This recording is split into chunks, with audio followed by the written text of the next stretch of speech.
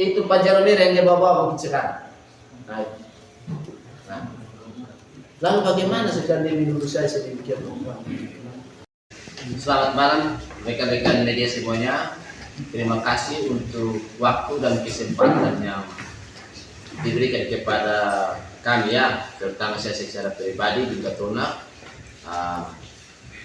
untuk mengundang saudara semua datang ke kantor saya untuk klarifikasi beberapa hal yang bertebaran beberapa hari ini.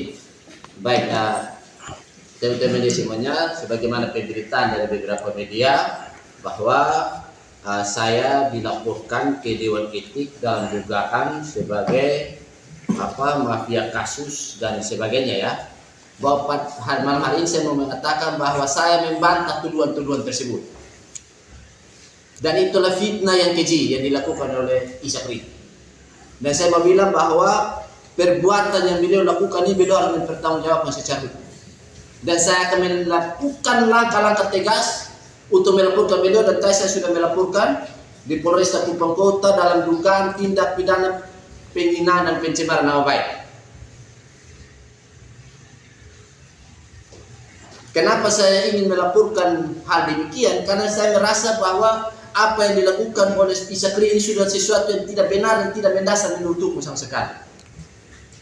Yang pertama saya mau bilang begini, bahwa saudara Isakri ini datang bertemu dengan saya untuk membantu perkaranya itu tanpa dibayar 1 sen pun. Dia datang dia tanpa memiliki uang apa-apa.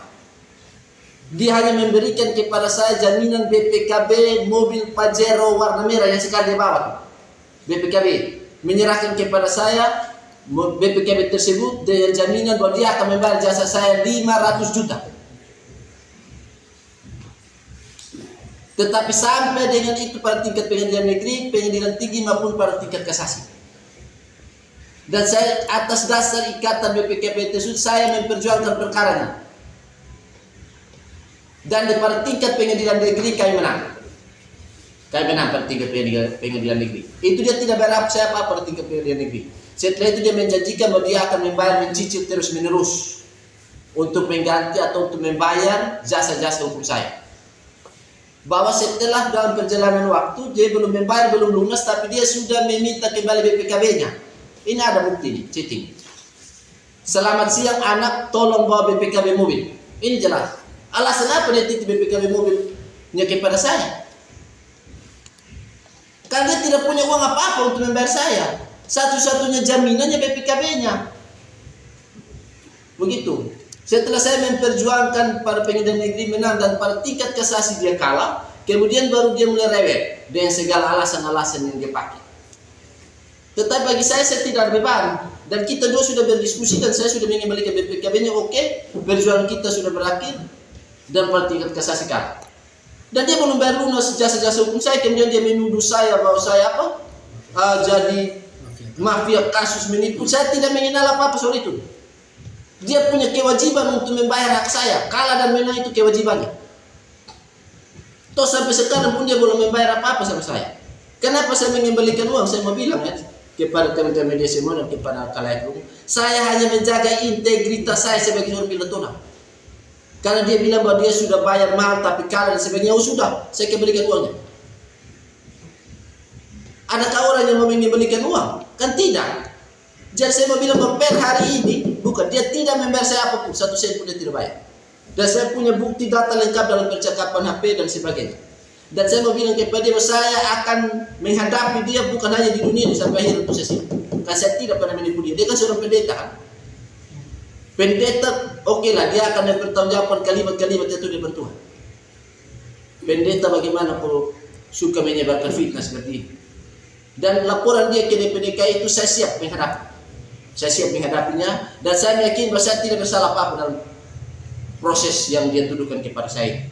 Dan saya tadi sudah melaporkan ke kepolisian dan saya sudah minta kepada TNI untuk besok segera melakukan pemeriksaan semua saksi dan memanggil dia supaya dia membawa bukti atas tuduhan-tuduhan yang dia berikan kepada saya telah. Karena saya punya data lengkap saya HP, percakapan-percakapan dan sebagainya.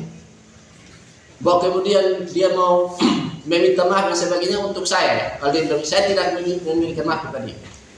Dia harus mempertanggungjawabkan perbuatannya lewat jalur hukum Dan dia harus dipenjara supaya dia tobat, supaya dia bisa menghargai kebaikan-kebaikan orang. Jangan dia hanya memanfaatkan kebaikan orang, giliran orang berjuang mati-matian untuk dia, dan dia mulai menuduh dan memfitnah saya yang aneh-aneh. Mungkin sedikit informasi dari saya. Ada yang mau ditanya atau teman-teman media mau rekan-rekan mau jawab?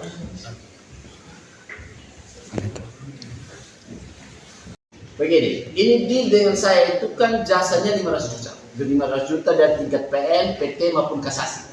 Dia tidak punya uang sama sekali waktu itu. Kan dia tidak punya uang, maka dia menjaminkan BPKB-nya kepada saya. Dia menyerahkan BPKB-nya sebagai jaminan bahwa dia akan melunasi semua jasa-jasa hukum ini. Begitu. Kemudian dia mencicil lah dengan 100 juta, 50 juta, sampai semuanya kurang lebih total 300 juta. Tetapi dia masih punya utang di saya 200 juta. Yang dia belum bayar. Jadi jangan memutarbalikkan fakta. Bagaimana dia tidak pernah membayar saya 1 sen pun, kemudian dia memutar bahwa saya ditipu dia kurang lebih 300 juta, itu hukumnya dari mana? Ingat, pengacara haknya. Honorium dan jasa pengacara itu menurut itu haknya. Kalah dan menang wajib dibayar. Saya ini sebagai manusia kalau tahu bahwa dia orang lagi kesulitan, dipecat dari direktur dan dia tidak punya uang, ya kan? Kemudian ada dari pengacara yang sudah ada, kamu tidak usah ribut lagi, kamu punya uang ganti. Saya bisa punya uang, saya ganti. Toh saya tidak makan uangnya juga, saya ganti aja jasa yang dia bayar kepada saya. Dan saya sudah kembalikan. Lalu salah saya di mana? Toh per hari ini saya membantu dia tulis, saya sudah kembalikan semua jasa-jasa yang dia bayar. Lalu dia melaporkan saya bahwa saya melakukan mafia kasus, menipu dia yang mana, saya bilang. Lalu BPKB Pak Jeromel yang dia titipkan ke saya itu untuk apa? Kan itu untuk jaminan membayar jasa hukum saya, kan begitu. Nah, kenapa dia meminta dan memohon untuk mengembalikan BPKB-nya? Dan saya sebagai manusia yang baik, saya menyerahkan BPKB-nya sekalipun dia belum bayar lunas. Saya pikir ya sudahlah, kita berjuang sampai titik ini, ya sudah saya kembalikan. Lalu, bagaimana dia menuduh saya sedemikian rupa, dan perkara ini kan sudah sangat lama. Pertanyaannya kenapa sekarang baru dia ribut? Coba saya tanya, saudara semuanya. Toh kalau memang saya punya utang kepada dia, kenapa dia tidak langsung komunikasi dan saya harus lewat sekian lama tahun baru lewat semua orang? Coba. Jangan coba-coba dia punya persoalan kemudian ditunggangi atau dia berusaha untuk merusak nama baik saya. Saya pasti ikut dia sama penjara. Sisa pipa saya ikut dia sama penjara. Hari ini sudah fitnah yang paling kecil. Bagaimana seorang yang setiap minggu berdoa di gereja pun melakukan fitnah demikian rupa. Dari DPD DKI sudah ada surat untuk kakak? Belum ada, tapi besok jam 10 pagi saya minta kesempatan saya di kecamatan, saya pergi untuk meminta teman-teman di DPD DKI untuk silakan memproses surat tersebut dan saya siap. Apa itu? Saya siap untuk mempertanggungjawabkan hal tersebut. Kalau saya salah. Tapi dalam konteks ini saya benar dan saya punya data lengkap semua. Tapi proses pergantian uang yang dia cicil itu dilakukan selama berapa lama dan apakah dalam proses pergantian itu dia memberikan langsung kepada Bapak atau via transfer? Via transfer ya. Dia ganti mungkin 2, dia cicil mungkin 2 atau 3 kali. Tetapi sampai hari ini tidak lunas. Hari ini dia tidak membayar saya lunas. Orang ini. Bisa suruh dia buktikan saja dia mampu bayar saya 15 juta tidak. Bagaimana bisa pakai surat minta lunas dibayar dengan BPKB mobil dicicil lagi? Sudah baik saya mau tolong dia. Dia nangis-nangis waktu ketemu saya itu nangis-nangis minta tolong pada Tuhan. Sebagai seorang manusia yang melihat bahwa dia dalam keadaan susah, oke saya tolong kamu. Nanti baru dibayar perlahan-lahan. Tapi kemudian memfitnah saya sedemikian rupa. Kalau saya, kenapa dia nggak bayar saya saja atau minta saya kembalikan uang? Kenapa lewat satu dunia ini?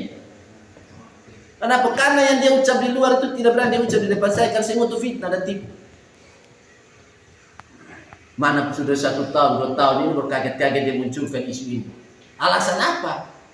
Tapi dia akan mempertanggungjawabkan perbuatannya. Saya pastikan dia masuk penjara. Dia harus masuk penjara supaya dia belajar iman yang benar itu di dalam penjara.